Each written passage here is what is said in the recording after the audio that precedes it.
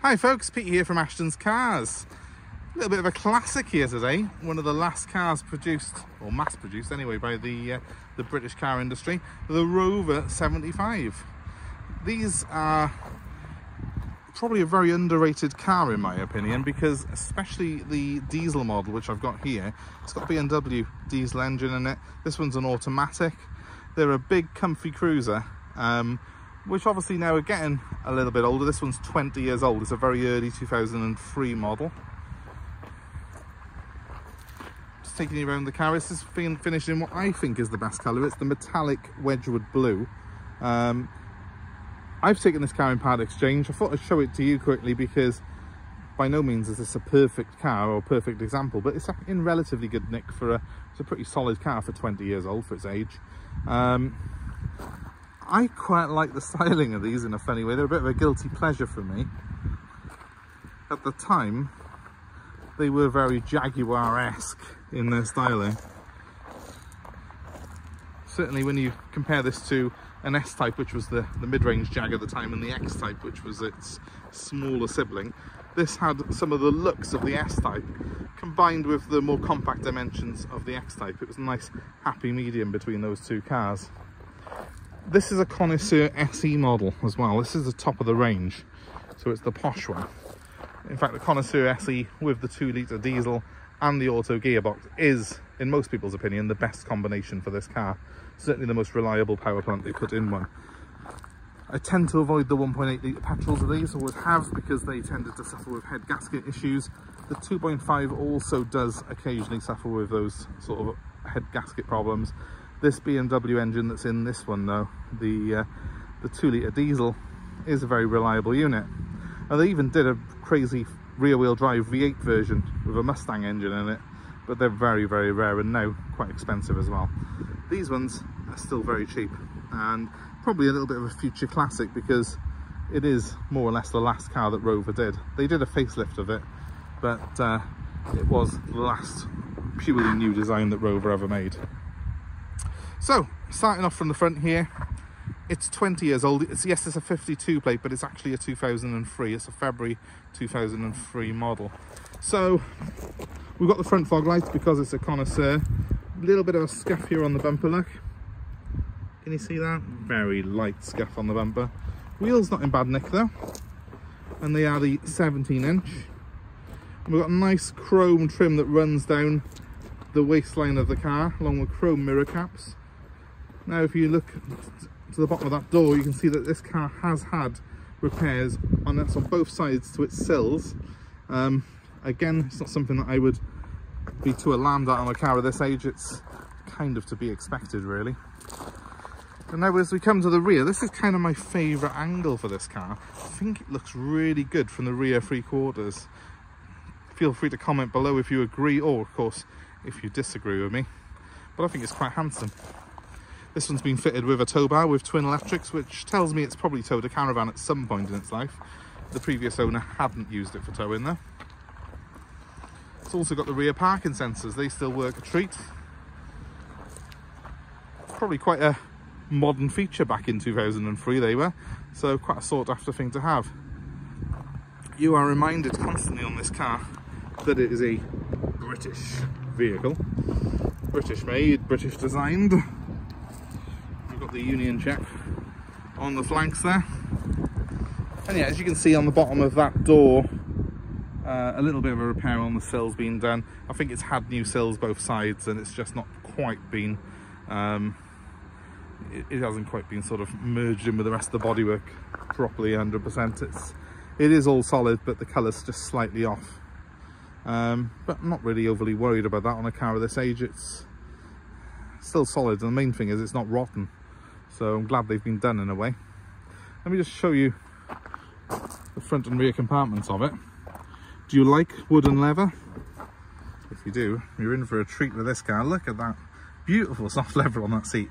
It's all piped leather on it. It's proper leather as well, real squishy, soft leather that you don't see in cars these days. In the Rover, it really is harking back to almost a bygone era. It's only 20 years old, but it does feel very different from modern cars today. Nice reassuring thud to the door though. It's all very tight and shuts properly. Into this side, and this car's done 165,000 miles, so I expect a bit of wear on the seat. There's a bit of trim falling off there. That's great, isn't it? That's a good advert for it. And of course there is wear in the seat. Look, it's got a split, it's got some cracking on it. It is still very comfortable though, and that seat is fully electric with memory settings on it. That's what these buttons are for, and it's got heated seats as well in the front. So again, Connoisseur SE spec means you do get the full Monty in terms of the equipment. I said, do you like wood and leather? Look at the wood. There's loads of it. Half a forest inside here, in fact. We've got a modern for the time stereo system, which has got a multi-CD changer in the glove box, in fact. Automatic gearbox is an absolute gem. It's got sports and economy mode. Everything in here works, including the cruise control. I've had that running today. I've just driven the car 30 miles. It was a very nice drive. It's averaging 35 to the gallon, which is pretty good for a car of this age, I think. Especially within a bit of traffic. It's got electric windows all around. It's got electric mirrors, which are retractable. Those buttons on the steering wheel, they operate the cruise control. It's hard to fault, really, especially considering its age and 165,000 miles that it's carried down in its life. I'll just start it up for you. You can have a listen to the engine.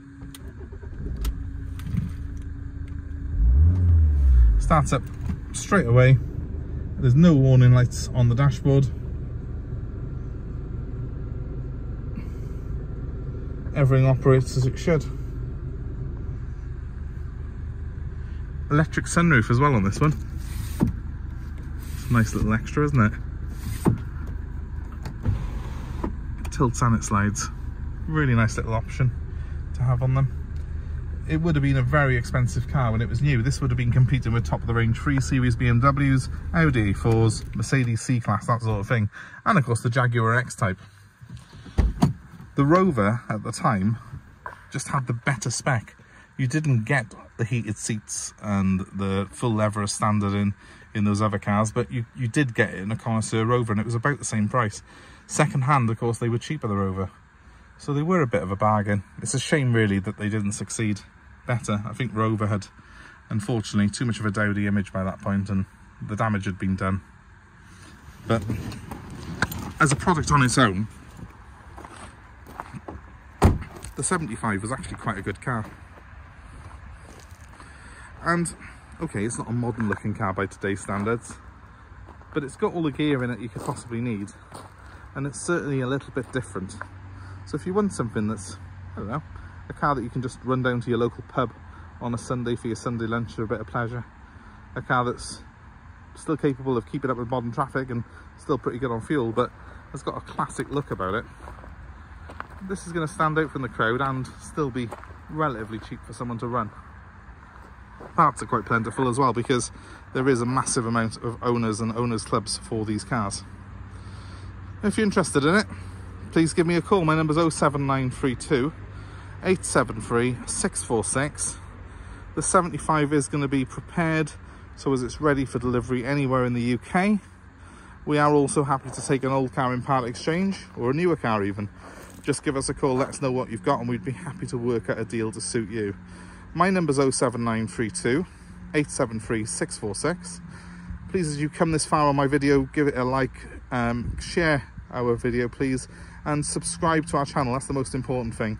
Hit subscribe, hit notifications on, and then you will be kept up to date with new cars that we've got coming in and more car buying advice such as this. Hope this has been interesting for you, and thanks ever so much. I'll give you my number one more time: 07932 873 646. If you're thinking you want one of these, I think this is probably one of the nicest colour combos, engine combos, gearbox combos of 75. So don't be shy, just give us a call and we'll make it happen for you. Thanks very much for watching though, guys. Have a great day. Goodbye.